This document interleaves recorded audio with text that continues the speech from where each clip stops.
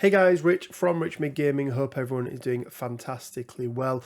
And it's been a minute or so since we've done another one of the CMON Marvel United X-Men Kickstarter exclusive box openings. And I did ask you guys in the chat on one of the other videos which one you would like to see next. And it was Tristan Whiteley that said he would love to see the Phoenix 5 box. So Tristan, we're going through all of them anyway, but this one is for you, buddy.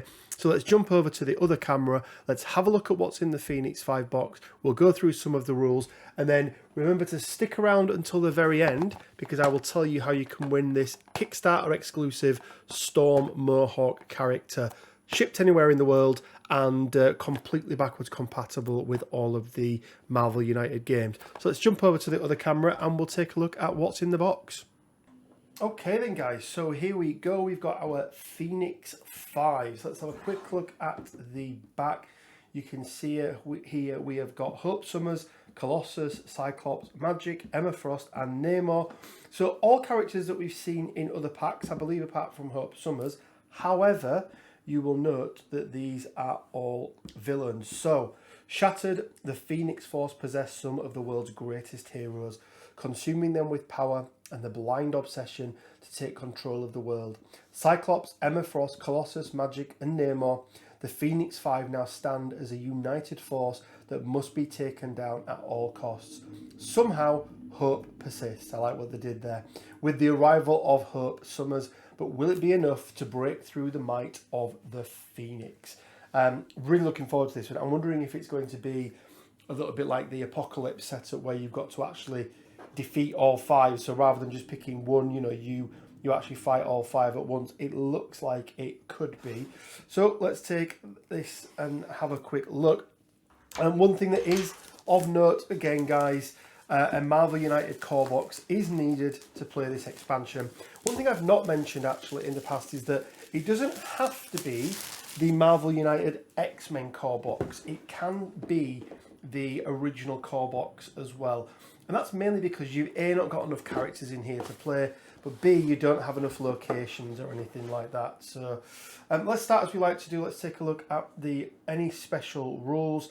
So welcome to the Phoenix 5. This expansion allows players to face the growing menace even of the five Phoenix-possessed villains in a daunting 5-game campaign. Oh, excellent. I really like the sound of this one. When you defeat one of the Phoenix 5, their shard of the Phoenix Force is absorbed by the next one you will face. So their power will grow stronger with each subsequent battle. How far can you go? Even with the aid of the powerful Hope Summers may not be enough to defeat a villain imbued by the full Phoenix Force. Really, really interesting. I'm liking the sound of this one. So it's an actual campaign then, which I don't really think we've seen before. So players undertake a series of games taking on each of the Phoenix 5. If the heroes lose a game, the campaign immediately ends with their defeat. If they win a game, they move on to fight the next villain who grows in power. How far into the campaign the heroes are able to go will be the mark of their success. Only the best can hope to defeat the 5th and final villain with the full power of the Phoenix Force.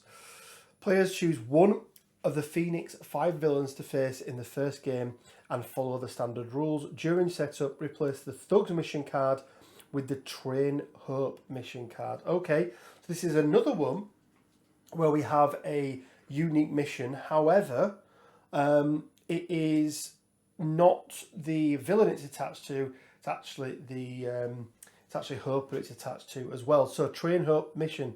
To complete this mission, a hero must use a move and an attack action during the same turn to place a pair of tokens from the pool on the card. These actions are spent to add the tokens to the mission and do not allow the hero to move and or attack. Once 3 pairs of tokens are added, the mission is complete. So very, very similar to the Cerebro one that we went through the other day. Obviously, rather than that was a move and a heroic action, this is going to be a move and an attack action. So there we go. So we've got 5 villain dashboards, 12 hero cards. You've got 60 master plan cards, 6 Phoenix Force threat cards. So there's only one set of, actually no, 20 and 30 threat cards. So you've got your own villain threats, and then we've got the Phoenix Force threats as well. So setup looks like it's going to be very, very similar. Locations can be changed from game to game or kept the same. Just make sure to reset them and remove any. Okay, so it's you are actually starting a brand new game. So that's quite cool. The BAM effects, let's read these special rules here. The BAM effects of the Phoenix 5 are cumulative. So each villain brings all the BAM effects of the previously defeated villains. I mean, we'll know how powerful that is once we actually start looking at these cards. When a villain activates their BAM, they activate all BAM effects available to them from top to bottom. The BAM at the top will apply before the BAM below it, and so on. Deary me. Okay, so yeah, it's it looks like it could be tough. And then the special rules of the previously defeated villains are still not in effect, except for the effect of the crisis tokens assigned by Emma Frost BAM. Heroes with any crisis tokens at the beginning of their turn must play their hero card randomly, then discard all their crisis tokens. Oh, okay. So that's quite a lot to take in there, but it sounds very, very interesting. And it sounds like, again, it is a complete, unique game mode, which I am absolutely loving. But before we get into the game, let's have a look. Let's start with Hope. She is our only Hope. And again, I mean, as we have come to expect now, guys, the quality of these minis is just absolutely sublime. So only one hero in this box, so she's going to need to bring some with her. So we did obviously get Namor in the big box, where he is a anti-hero, but this is a completely different sculpt. So I'm glad they've not cheaped out on that. I'm glad they've put different sculpts in. Obviously, Cyclops looking somewhat different to the one that we've had. I love that he's got the Phoenix emblem on there as well. And obviously we'll be doing a very different paint job. Got Emma Frost here as well. Again, it'll be cool to paint her red rather than her usual white, sort of red gold. I think I'm going for. We've got Colossus. You could probably call him the unstoppable Colossus in this mode. And then lastly, we have got Magic, who yeah, we've recently got in Marvel Crisis Protocol as well, so it's cool to get her. So let's take a look then. So these cards are significantly thinner than the other ones, but I gather it's because we need to use all of them at some point. So let's go through them one by one. So Namor first, special setup. Defeat the Thug mission with the Train Hope mission, or replace the Defeat Thugs mission with the Train Hope mission. So we already knew about that. For each villain that's previously defeated, replace one random threat card. Ah, okay. Okay. So we replace the cards. Interesting. And then for the supervillain version, you can see there, they get some starting tokens, but they get 2 for a victory and -2 per defeat. Which, yeah. So there we go. Like that one. That's interesting. And then let's have a look at Namor's card itself. So he's 4/4/4, +1 per previously defeated villain. So these villains are going to get harder and harder and harder. Special rules: locations with any crisis tokens lose their end of turn effect. When a hero is KO'd, the villain doesn't activate their BAM. Instead, draw a master plan card and add it face down to the storyline. Overflow: discard all civilians from that location, then add 1 crisis token. And then the BAM is quite simple, just add 1 damage. So, yeah, he's not the hardest villain that we've seen, but obviously it's the cumulative effect of these guys that is going to make the biggest difference. So, you know, yes, the first one is going to be quite easy, I think, but they're going to get harder and harder and harder. I just want to compare the wording on the back here. Yep, so the wording on the back for the special setup is identical on both of them, so we don't need to go through each of those, and I'm assuming that that's the same on all of them as well. Yes, absolutely. So there we go. So replace, oh no, turn it around even. So she again is falls across the board +1. KO'd heroes are banished from the game. Discard any action tokens and replace them with a new hero. Banished heroes may be used in subsequent games. When a hero is KO'd, the villain doesn't activate their BAM. Instead, draw a master plan card and add it face down in the storyline. Her BAM is just deal 1 damage. Overflow is deal 1 damage to each hero there. And then the hero losers. We didn't have a villainous plot on Namor, but The hero loses if 4 heroes are KO'd. So really interesting. This part here is really interesting. Obviously banished, but you do get to bring somebody else in. Let's have a look at your boy Colossus then. Falls across the board, +1. Bam, until the next villain turn, ignore the first damage received in each hero's turn. And then when a hero is KO'd, the villain doesn't activate their BAM, instead draw a master. Okay, so that seems like it's pretty standard across the board. Draw another master plan card and add it face down for the overflow. So that's he's going to be cycling through those cards pretty quick. Emma Frost falls across the board, +1 again. And then give 1 crisis token to each hero in the villain's location and to 1 hero in each adjacent one. And see special rules. So heroes with crisis tokens at the beginning of their turn must play their hero card randomly, then discard all their crisis tokens. So these crisis tokens, obviously last time we saw them, Magneto, they were doing extra damage on cards and things, but as we see here, they have different effects. When a hero is KO'd, the villain doesn't activate their BAM, instead draw another master. Okay. So, and then we give each hero in that location 1 crisis token for the overflow. And then again, the special setup is the same. And then lastly, really looking forward to this version of Colossus, of Cyclops even. Falls across the board, +1, and then deal 1 damage to each hero in both locations adjacent to the villain. When a hero is KO'd, the villain doesn't activate their BAM, instead they draw a card. And then if 1 or more tokens can't be added, Cyclops gains 1 health, may go above his starting value. So we often see the rule that, may not go above their starting value whenever we're adding things in, but obviously Cyclops is slightly different. This feels like it's going to be quite epic, and I feel like it's not something we're going to be able to do first time round. I think it's going to be really, really interesting trying to play through this. So let's have a quick look then at the thing that I'm really interested in are these Phoenix Force threat cards. So, oh wow. So before drawing a card for their turn, heroes starting their turn in this location must discard cards until they only have 1 in their hand. Only wilds can be used to clear this threat. So they've got 2 of the same there. Then Phoenix Force. Heroes starting this location treat all special effects on their cards as blank this turn. And then again, only wilds. They look like they're the same.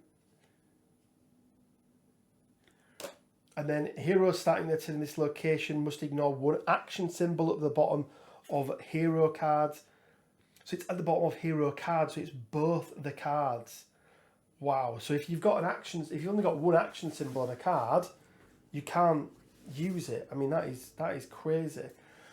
This, guys, feels like it's going to be a real challenge. Let's have a quick look through. We've got the Train Hope here, so that's quite cool. It'd be nice if we got something that kind of did more, as in made her more powerful to sort of counteract this. But okay, so again we're seeing threats where we need to have different types of cards or different types of tokens even to be able to defeat them. I want to have a quick look at Hope's cards here. We're not going to go through each of the villains. We'll see those when we do our playthrough. And speaking of playthroughs, guys, I am about to do the Days of Future Past. So keep an eye out for that video. So she doesn't get a starting hand, which is fine. We've got the generic ones, generic ones, generic ones. So Embracing Destiny. Discard 1 card at the bottom of the deck to clear the... Oh, nice. This is really cool. So this is here to try and counter this, okay? So discard 1 card to the bottom of your deck to clear the threat card in your location. So she basically, I mean, if it's the first time, she has to discard 2, but that's fine. But that is super powerful. She's going to get 1, 2, 3 of those, and then denying. The next master plan card is played face down in the storyline with no effect. Then remove the top card of the master plan deck from play and flip this card face down. Okay, so you're cycling through them, but you're negating it. You're negating a turn which is really, really powerful. Let's jump back over, guys, and I'll give you some final thoughts on this one. Well, guys, I am really, really excited to try this one out. First of all, I want to thank Tristan for the suggestion, because this wasn't next on my list, but I'm really glad I have, because there are so many unique things about this expansion. And once again, CMON, and I always forget the name of the other company. Let me just double check. Spin Master Games, there we go. So CMON and Spin Master Games doing an absolutely gorgeous job of making each of these expansions feel completely unique. I haven't played through any of the expansions yet, yes, I know, but just from reading through the rules, it feels really, really nice, and yeah, really, really unique. So really looking forward to getting my hands on this one, or really looking forward to playing through this one even. Really looking forward to painting them up. I will be painting them up before I play them. That's just a thing that I'm doing. I mentioned I am going to be playing through Days of Future Past. Here is a little sneak preview of the team. Obviously minus Nimrod there, because he's not going to be part of the team. But we've gone for some Canadians. So Logan is going to be joined by two of his fellow members of the Canadian group. I forgot the actual name of them. I'm going crazy. Comment down in the comment section below. I've completely forgot. Alpha Flight. There we go. But really looking for, really enjoyed painting this one. I actually got the airbrush onto Sasquatch, and yeah, really, really happy with how he turned out. But keep an eye out for that video. That should be coming out tomorrow, I think. I'm going to hopefully try and play through that tonight. And the Sentinels are all but painted, all but one. We may not get around to painting that, but we're still going to do a playthrough because the vast majority are painted. So yeah, guys, competition time. Storm Mohawk, not available anywhere. You can only get it through Kickstarter. If you missed out on this, I don't know anywhere else in the world right now that you can pick this up. What do you need to do to be with a chance of winning? Well, you need to do three things. You need to make sure you subscribe to the channel. You need to make sure you've liked the video, and then you need to leave a comment on this video to put yourself in the prize draw. Now, we've done lots of box opening playthrough videos. Every single one of those counts as a separate entry into the prize draw.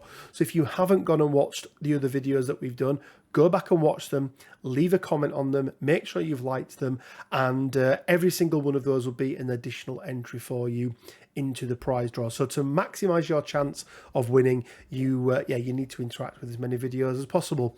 It's just the way it works, guys. I give you something, you need to give me something back.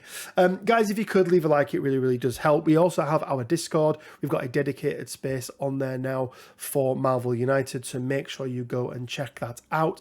And yeah, as always, guys, it leaves me with just enough time to say stay well, keep safe, and until next time, bye for now.